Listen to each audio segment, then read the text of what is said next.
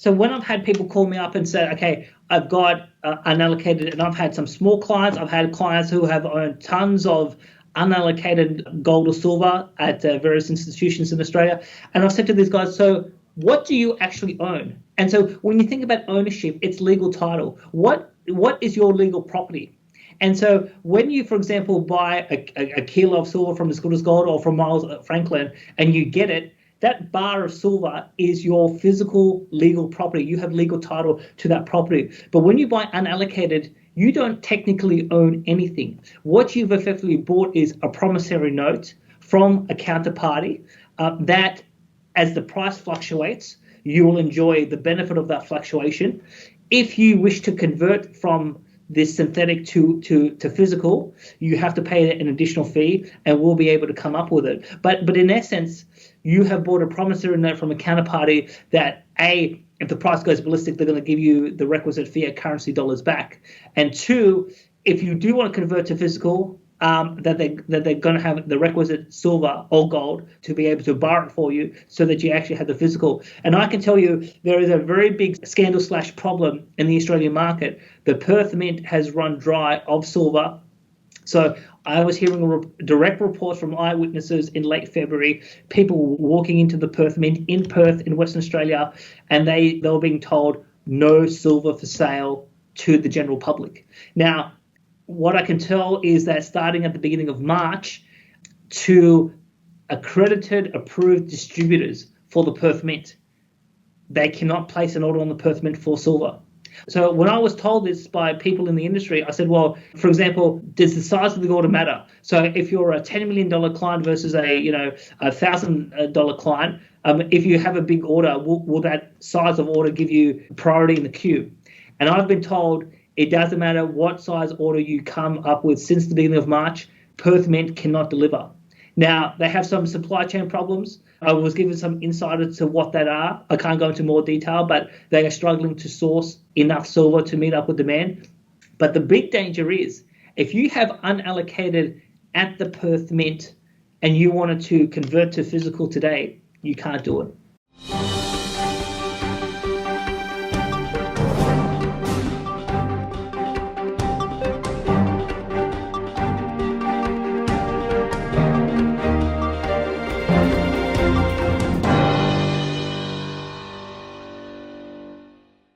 This is Dunnigan Kaiser, founder of Liberty and Finance. I'm now a licensed gold and silver dealer with Miles Franklin. Call me directly for the physical gold and silver that you need at the best price with personalized, private service from one of the oldest and best respected companies in the business. 30 years strong, A+ rated by the Better Business Bureau, 0 complaints, licensed and bonded, insured delivery or vault storage or IRAs, excellent prices, privacy and confidentiality, pay by check, money order, ACH or wire, satisfaction guaranteed. Call me directly at 419-819-9209 or my associate at 310-562-6400 or email us at kaiser@milesfranklin.com. Welcome back to Liberty and Finance. This is Dunnigan Kaiser. We have a guest from Australia, economist John Adams, chief economist at Good as Gold Australia, joining us this Friday, March 12th, 2021. John, thanks for coming back on. Thank you, Dunnigan, for having me. Many of our viewers appreciate to no end the tenacity and the sincerity with which you, and the energy with which you pursue injustices and trying to right wrongs where you find them in the interest of the people, which is the name of your series you do with your co-host Martin North. And we'd like to have you address today something that's still playing out very much in the public eye, and that is the silver squeeze that started on January 31st and going into February and hasn't stopped since, really, that has caused such a public focus, starting from, I guess, the Reddit investment, the Wall Street silver investment crowd, sort of crowdsourcing or grassroots collaborating with each other at the very individual retail level to get real and to go physical and obtain physical silver at a time when there's a perception that the price of silver is unnaturally lower than it should be in relative to all other industrial commodities, etc. And you've got some new information around that, and you've done some very basic economic analysis, and wondered if you could start there and bring us up to date on what you're looking at this from the standpoint of an economist. Sure. So people who have followed my work know that I went to a couple of universities here in Australia to learn about the whole economic discipline, from microeconomics to macro to mathematical economics and all that sort of stuff. So one thing I'll say is that I've effectively, with my own portfolio, have gone all in on silver. And one of the reasons why is that one of the things that I've done for the last 5-6 years is I look at statistical anomalies. And when I find a statistical anomaly, I make a big deal about it. So let me give you some examples. So back in 2015-16, no one was talking about a household debt bubble in Australia. No one was talking about overpriced property. But the data was clearly saying something was wrong. And I was hoping for someone to come forward and actually warn the average Australian person about this household debt bubble, and no one was. And so I started writing a number of articles in some of the Sydney newspapers, and started doing YouTube shows, and started educating people, and doing a website and writing articles about that. So, but there was clearly a statistical anomaly around household debt. When you, for example, you look at household debt to GDP, Australia today is the second highest in the world, behind Switzerland, and the amount of household debt we have is the biggest in Australian history. So, and we can do comparisons to, say, the US before the global financial crisis, and our debt statistics are off the charts compared to what the Americans had prior to the GFC. So you have that. You have COVID-19. I made a big song and dance about that on YouTube last year, because the lethality in which the government was telling us that this COVID-19 was, it was nowhere near what it really was. So we got told if nothing was done, 40 million people would be dying worldwide. 150 Australians would be dying if nothing was done. The risk that was projected to the public was nothing like it really was. And I knew that by March of last year. So I published an article on my website last April, and I basically laid out the case on COVID-19, just looking at the statistics of what I can source publicly versus what we're being told. And you could clearly see that 50 to 60% of the cases were asymptomatic. And those that had symptoms, they were not particularly severe. So the case rate was being overinflated. So it was being overinflated in terms of the hype. But on the other hand, in Australia, you couldn't actually be tested if you had no symptoms. So they said we had X number of cases, but it was actually much more pervasive because more people had it, asymptomatic, and they weren't allowed to be tested. So you had that, and then you had the issue in terms of, well, what was the real death count, and were you dying from COVID or were you dying with COVID? Whole big issue there. Then obviously I ran into a bit of trouble on social media about the US election, and it was pretty clear that there was a whole host of statistical anomalies there that just couldn't be explained by what the mainstream was saying. So now when I look at the silver market, and I've just had a few conversations with some very, very senior industry people who have been in this industry for decades, and I asked them a very simple question. So from January 1980 to January 2021, according to the Reserve Bank of Australia's own data, and I looked this up last night to prepare for this interview, the money supply, and the broadest measure of the money supply is what they call broad money, it's grown by 2,968%. Now, there is one product in Australia that is still in demand, so it's not a product that's obsolete, that has a lower price than the 1980 price. Dunnigan, do you know what that is? Well, I'm guessing based on the topic at hand, we might be talking about physical silver.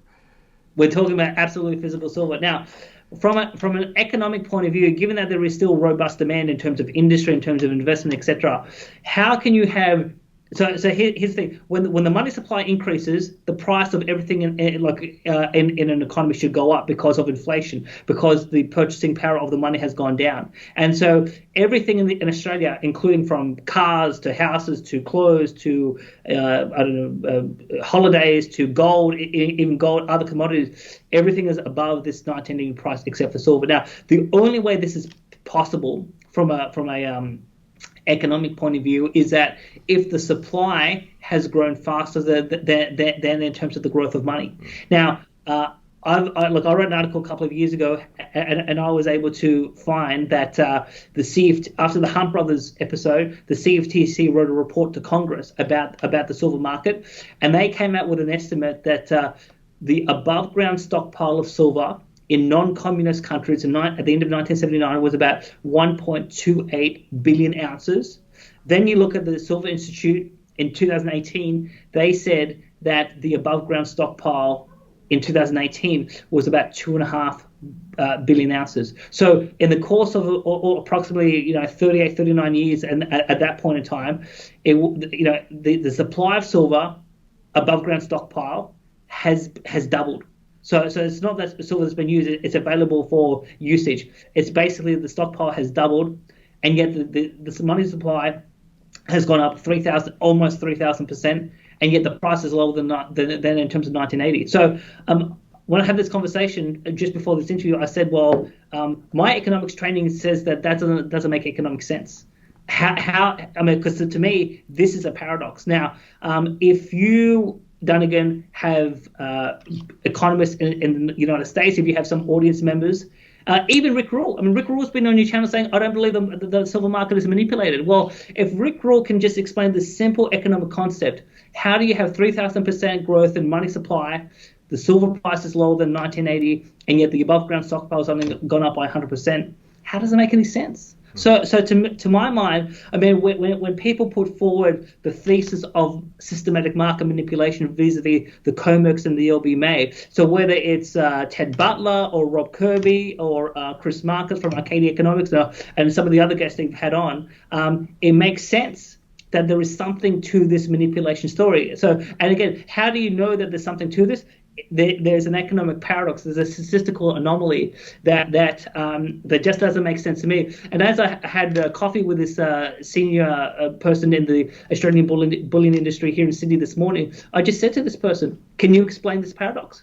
And then, you know what? They couldn't come up with an explanation. So I can't figure this out. Dunnigan, if you've got the answer, if someone in America has the answer, tell me, how does this stack up? Because it makes no sense to me. Well, two of the first factors I think that someone would propose as a possible explanation of a scenario with only the context that you've given, and I already brought up one in our pre-discussion, and that was if the utility and desirability and therefore the demand for that product, because you mentioned the money supply and you mentioned the available supply of the material, but if because of whatever technological advancement or changes or whatever, it was no longer desirable or needed, then you wouldn't expect a correlation there.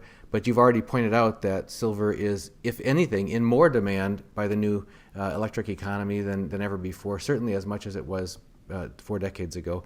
The other possibility that comes to mind is if the techniques and technology or discovery or production methods, as we had in the U.S. with, say, fracking, allowing natural gas to, be extracted in ways that it was never before, that kind of thing, then that can cause a plunge in the price of something. But usually that's because it enables that much more supply to be brought on to meet demand. So those would be a couple things. But if we haven't seen huge step changes in the availability, the production, lowering the production cost of silver, for example, through incredibly breakthrough mining methods or that sort of thing that make it so much cheaper to produce than ever before, or if the demand hasn't done anything but strengthen in that period of time, then it still looks like a glaring anomaly and worthy of inspection. You know what? I mean, look, I was just going to say, Duncan, I'm sorry to interrupt, but on those 2 points about demand and in terms of innovation in the mining sector, well, those things have happened to gold, and we had a massive bull market in the late 70s into January 1980 with gold as well as silver, and whether it's in the US dollars or whether it's in Australian dollars, gold last year hit an all-time high. So the fundamental tenets of microeconomics works in the gold markets fine, but in the silver market, for some reason, something is completely amiss. And I'm not sure about the US price, but so in the last 41 years, since the 1980 bull market, or since the 1979-1980 bull market that sort of came to the climax, we've only had one other bull market, and that was in 2011. Correct. And the price in Australian dollars in 2011 did not exceed the price in 1980. So I'm not sure about in US dollars. Maybe the 2011 almost price was exact match in nominally, yeah, $50 US in 1980 and in 2011. But as you point out, those were much smaller dollars because of inflationary, debasement of the currency during that period of time. Totally, totally. So yeah. So my challenge to your audience, to Rick Rule, to those, to to Jeff Curry from Goldman, from Jeff Christensen from CPM Group, if someone can actually explain to me why microeconomics doesn't seem to be working, and this statistical anomaly doesn't, if they've got a rational explanation, let's come forward. Let's, if they want to bring me on, let's have a debate. Let's have a roundtable. I'm happy to just get their view, because maybe I'm missing something, maybe you're missing something, but I just can't figure this out.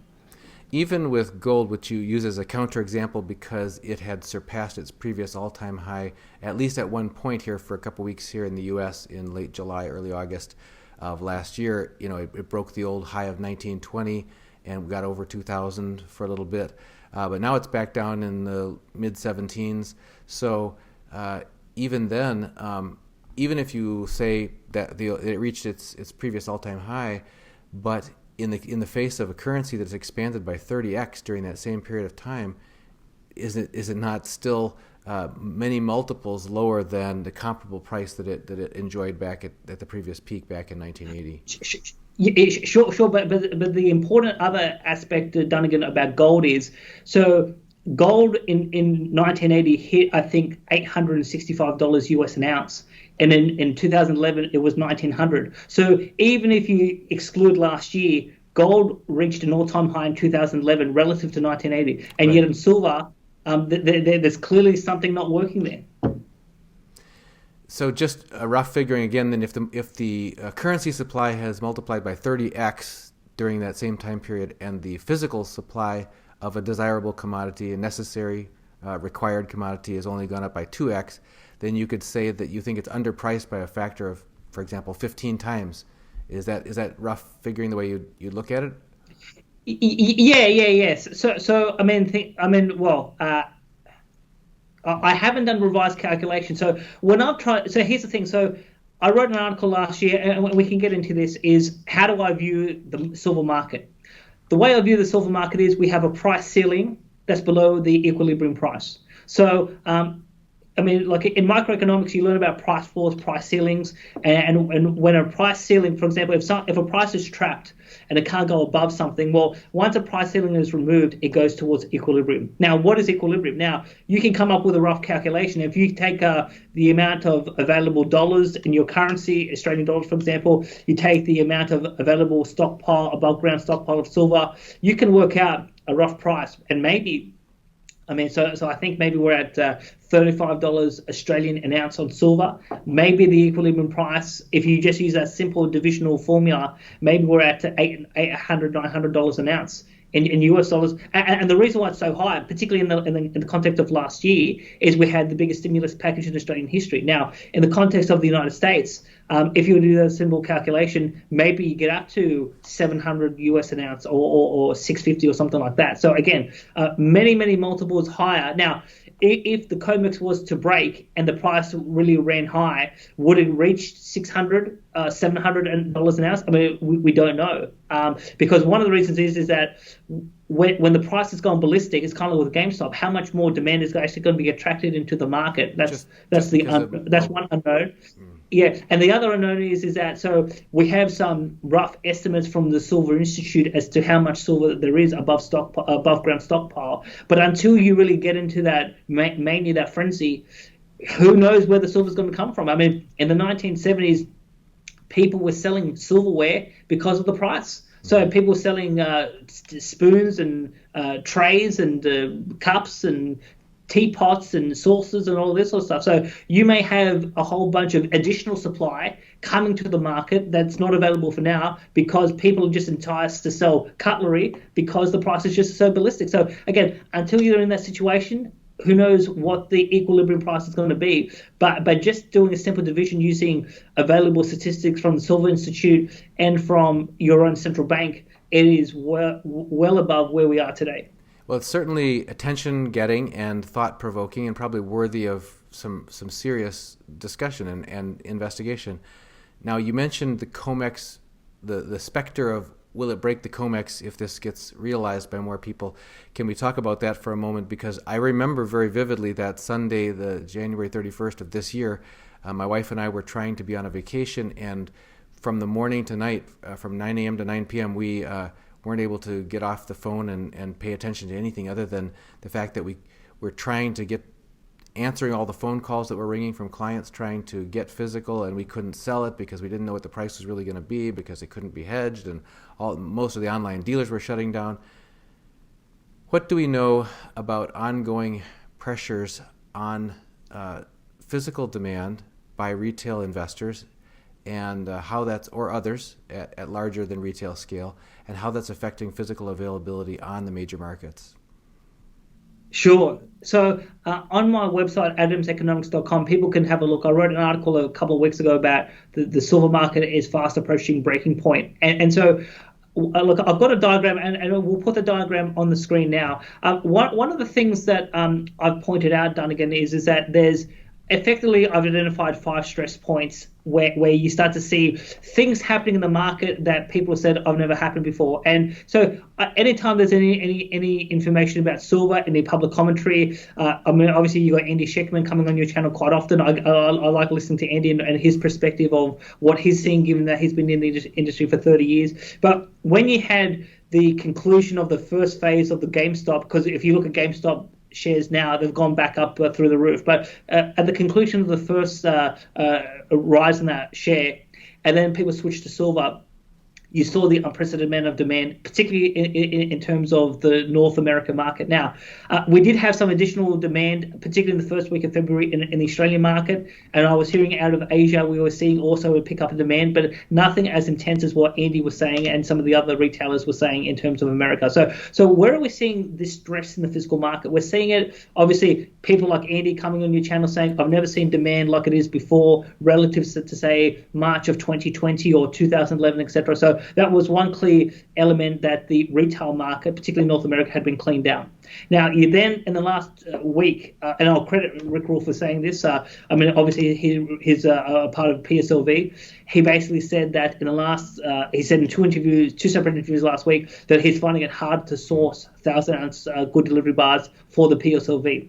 And so he clearly says that there is some stress in the wholesale market, and it's getting tougher to purchase. And that's obviously something that Andy Sheckman has also said.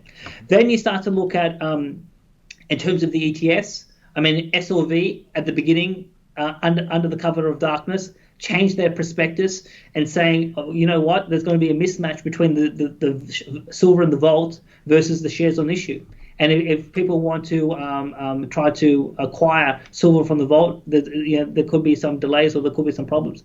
That to me sounds like a default.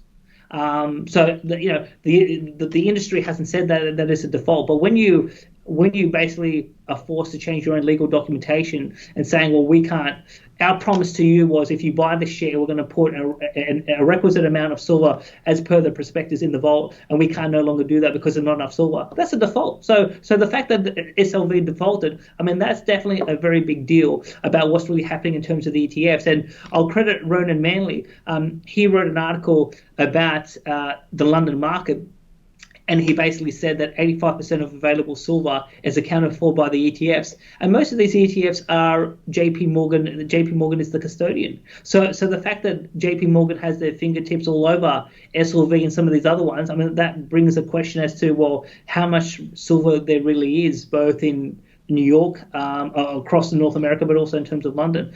Then you started to see a whole bunch of data coming out about the London market in terms of bank leasing of silver. So the leasing rates started to go through the roof, and it became much more expensive to actually borrow silver. And the whole, I mean, Ted Butler's completely correct on this point. Gold and silver leasing is a complete sham, and it shouldn't be allowed. But obviously, it is something that is actually illegal in the industry across the world. But you have to pay a price. And when you start to see that price going through the roof, the cost of actually borrowing it clearly says that there is stress about the availability of silver. And I should say, the availability of silver at the current price. So I know that some people in the industry have said there's plenty of silver around, and people are willing to supply that silver, but just at a much higher price. But at the current price, you're seeing a lot of stress in the London market with these leasing rates. And then obviously you look at the COMEX. Now, the COMEX is where the price is effectively set. And one of the key things that I noticed last year, which was very important to my education about how this market works, is so July last year was the biggest delivery month in the history of the market. I think all up it was about 86 million ounces of silver that was delivered for that particular month. Now, if you looked at the first 2 weeks of July, the price did nothing. The price was hovering around like low $18 an ounce to $17.95. And then starting in mid-July to the end of the first week of August, 3 weeks, the price went up 60% up to $29. So basically, there was not enough silver by mid-July of last year to meet all the delivery requirements, and it was the biggest delivery month in the history of the market, and that's why they needed to allow the price to run, so that as the price goes up, more people are enticed to sell, they could get enough silver, and then they could meet all their delivery obligations. And so as of maybe 24 hours ago, as I looked at the COMEX data, in about the first 10 days of the silver delivery contract for March, we've had about 49.8 million ounces standing for delivery. And because I'm downloading all the data in terms of the warehouse data, in terms of the silver stocks, it seems to me, and I'm still like trying to work through these numbers, it looks like so far they've only delivered about 10 million ounces. So so they have the full month to deliver the silver, but as we go forward, more silver is going to be stood for in terms of requiring delivery. And the question I have, and I'm in regular contact with some of the gurus who are on YouTube, and I'm sort of asking the question, well, if there's like 50 million, 55 million, 60 million ounces that are standing for delivery in March, well, where is the silver coming from? Because if we get to the end of March and the price hasn't moved, well, the assumption is that they have been able to meet that amount of delivery and that amount of demand, even though, and one of the key points I should say, that compared to July, all of these stresses that we're seeing in the retail market, in the wholesale market, in terms of lease rates, in terms of ETFs, none of this was prevalent in terms of July last year, right. And the price still ran 60%. So the fact that we have all this stress on top of 50 million ounces plus being asked for at COMEX for March, if the price doesn't move this month, there's a question mark, well, where's the silver come from? So that's a very big question that we'll sort of see what happens in the next 2 weeks. And I should say that I do expect that the demand for physical silver to rise starting next week. So with this bond market crisis that we've been seeing, and I've been writing about this bond market crisis and doing some shows about it in the last fortnight, we have already seen central banks coming to the fore, particularly in Australia, the Reserve Bank of Australia, coming forward and saying we're going to print more money, we're going to add more liquidity because we need to. There's a lack of private sector demand for these bonds. The central banks are willing to step in, buy these bonds, keep these interest rates in terms of these bond yields down. So we're seeing this now. People are expecting at the meeting of the U.S. Federal Reserve next week, the FOMC, though there'll be some further announcement about stimulus, whether it's more QE or whether it's yield curve control. It seems to me that if you look at the bond market this week, yield curve control to some extent has already commenced. But it hasn't been formally acknowledged by Jerome Powell. So we'll have to see what sort of announcement comes next week. The market is expecting Jerome Powell to say something. So when that announcement is sort of said, I do expect the demand for physical gold and silver to go up even more because of the additional announcement. And so as we go forward, as there's more and more pressure on the market, at some point the price has to crack. Now, if for whatever reason they can come up with 50 million ounces in March, and the price hasn't moved, well, then we're going to look at there could be a small amount of delivery in April, but then we really look at the May contract, and again, I think the pressure on the physical market is just going to build and build and build, and so there will have to be a point in which they'll have to let the price go higher above $30. And if you look at what's happened in the last 12 months, it seems that $30 is that price ceiling where I think today we're at maybe $26 an ounce, and we've had I think maybe about 2 or 3 weeks ago, we were hovering around $27.50 an ounce. So, but I think the price ceiling, as we can see since about 2014-15, it's about $30 an ounce. And so I think we're going to crack $30 an ounce. And the question is, well, when and how dramatic will that be? And so when they ran out of silver at $17 an ounce or $18 an ounce last July, the price ran 60% to cover all the contracts. And so I think that we're very close to that cracking point. but we'll obviously have to see what happens to the price, what happens to deliveries, what happens to how many more contracts stand for delivery at COMEX. But this pressure is coming to a crescendo, and it's very exciting for those who are positioned, because it could be a very exciting time. You warned us about, I'm thinking it's about 8 or 9 months ago, we had a panel interview with you and Andy Schechtman together talking about the risks that people who think they are holding silver or think they're holding gold because they buy into the SLV or the GLD ETFs. They think, well, that's just a much more convenient way of actually participating in metal ownership. But you raised some serious concerns and really broke that out for us about the risks that there may not be really the ability to take possession of metals under those agreements, or even the assurance that the correct amount of metals are held under those. And you just mentioned earlier in this interview that there's actually been a prospectus change by SLV saying that they won't necessarily be able to keep up with keeping the physical silver ownership synced up underneath the fund. Andy Schechtman has talked about his analysis of the prospectus, saying that there's so many levels of lack of accountability and transparency that when the retail shareholder on the you can say they're in the bottom or they're on the top. Anyway, they're on the edge of that, have really no hope of getting any satisfactory explanation for if there is a deviation from what would be what you'd expect to happen if you were a physical owner of gold. So can you talk to us about new information that you're getting about whether holding these synthetic or pooled or non-allocated means of trying to participate in metals ownership is nothing like owning the real thing, and what the risks are that people may not be aware that they're being subjected to? Sure. So on my website last year, I wrote an article about these type of products, and I said, beware of synthetic gold and silver products. So so here's the thing, Dunnigan. Just going back to basic microeconomics, when you have a price ceiling below equilibrium, what economics tells you is you've got excess demand versus supply, and you've got a market distortion. Now, how do they hide that distortion? Part of it is they don't talk about gold or silver. And basically, I mean, CNBC, for example, talk about Bitcoin, and they talk about particular stocks that the establishment want to offload, and they get retail investors to buy them, etc. But one is you don't bring any attention to gold or silver, and you can keep the demand down. The other thing you do is you provide products to the market which give the illusion of ownership or exposure, but you actually don't. And where as I've been researching this over the last few years and connecting with more Americans who are very clued into this, I mean, this was a point I actually read from Craig Hemke and his work about how these synthetic, and when I say synthetic, unallocated, pool allocated, these ETFs, they all give the illusion of ownership. But technically, what do you own? Now, we have two big players in Australia. For legal reasons, I won't say their name, but they are LBMA accredited. They have unallocated, pool allocated products.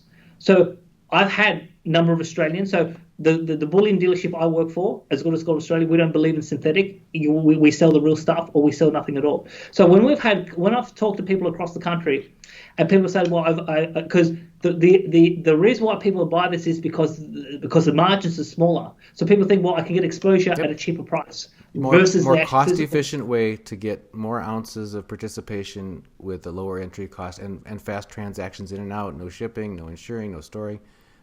Absolutely. Yeah.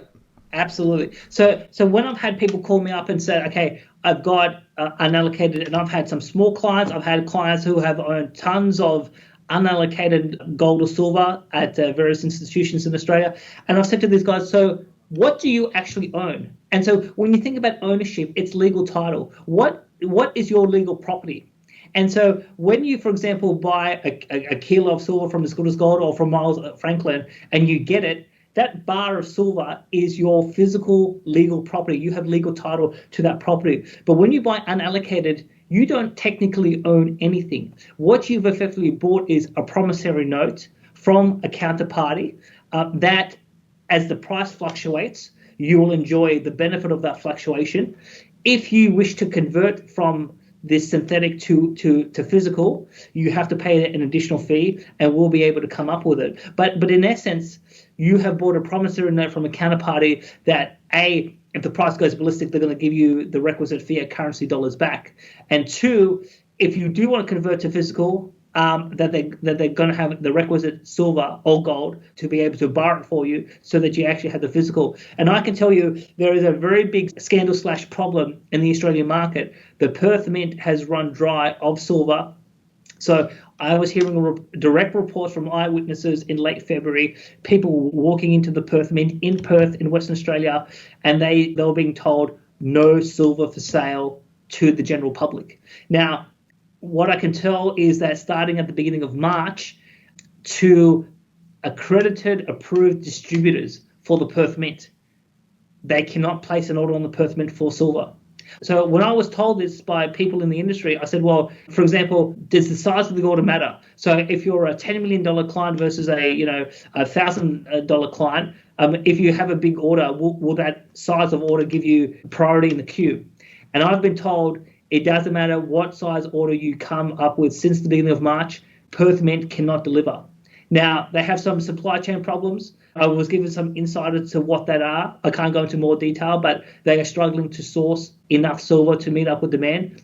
But the big danger is if you have unallocated at the Perth Mint and you wanted to convert to physical today, you can't do it. And that's the real counterparty risk. I mean, the irony of this is, Donegan, is you buy gold and silver because to eliminate counterparty risk. So, you think about stocks, you think about real estate, you think about financial instruments, you think about cash, like a cash in a bank. These are counterparty risks. Gold and silver, as the theory goes, there's no counterparty risk. Well, unallocated, pull allocated, there is counterparty risk in that. And so I would say two things. One is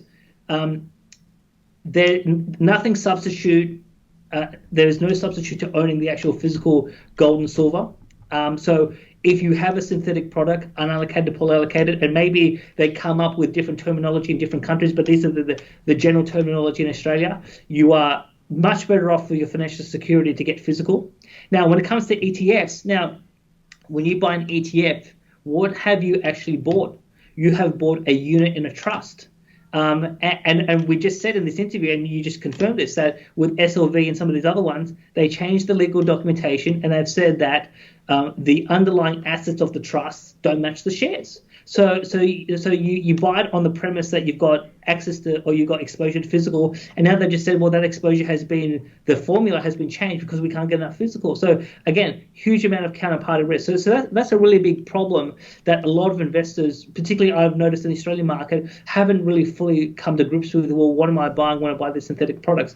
But the other key point I want to make, Donegan, is that so where, obviously when you look at the COMEX, if you're looking at where price is going and all this pressure in the physical market, I mean, there is some voices who are thinking, okay, we've got the COMEX on the edge of breaking. We need a big whale to come in and really sort of deal the final blow. So we need a Warren Buffett, we need an Elon Musk, we need a Samsung, we need an Apple, we need a big company with deep pockets who can really break the COMEX open by a huge amount of physical demand that they just can't match. Now, I would argue that just retail customers alone, if you have a synthetic product, unallocated, pull allocated ETF, if you take your money and you go and get physical, that happened worldwide, we would crack the COMEX today. I think there's enough demand out there. And I know that here in the Australian market, there are millions and millions of dollars in these synthetic products. If the synthetic was converted to physical, those institutions who sell synthetic to the market, they will struggle to deliver. And if somehow they were able to deliver, that means there's less silver to go around for other parts of the silver market. So less silver for the ETFs, less silver for London, less silver for COMEX. And the more we squeeze the more pressure we can apply, and we can actually conquer this market manipulation that's been happening since 1974. So we obviously, when you think about populist movements, and I've sort of been a part of a populist movement here in Australia, fighting this $10,000 cash ban, and we led a grassroots movement. It took us 16 months, but we beat the federal parliament and we stopped this law from coming into power. And obviously, with your channel and other channels, there's a grassroots movement in terms of the establishment of the swamp, Wall Street, Washington, and obviously silver squeeze, Wall Street bets, Wall Street silver. This is all about populism, grassroots, individual Americans. And I think I listened to, I think you did a roundtable in the last couple of days with Rick Raw and Keith Neumeyer. Correct. And you said that some of your clients are saying, it's not about the money, it's about the cause. I want to fight the cause. So how do you fight the cause? The more physical silver, and it's got to be physical, it's got to be tangible, you've got to be able to hold it, or you've got to have it somewhere that you know it's actually there. The more physical that the individual investor takes, we can crack this market without the big fish. So I really believe that. But again, I just haven't, until I started writing these articles, because this was based on some of the personal experience I was seeing in the Australian market, I haven't seen a chorus of YouTube channels in the community talk about synthetic products and how they are actually diverting demand away from the physical, and these synthetic products are part of this international scheme that's allowing these prices to be suppressed. So I think there was actually some, perhaps in the spirit of what you're describing, there are some misguided people who are saying that people should run out and buy SLV because that would force them to acquire physical, because you had inflows of cash into that fund, and that would force them to acquire physical.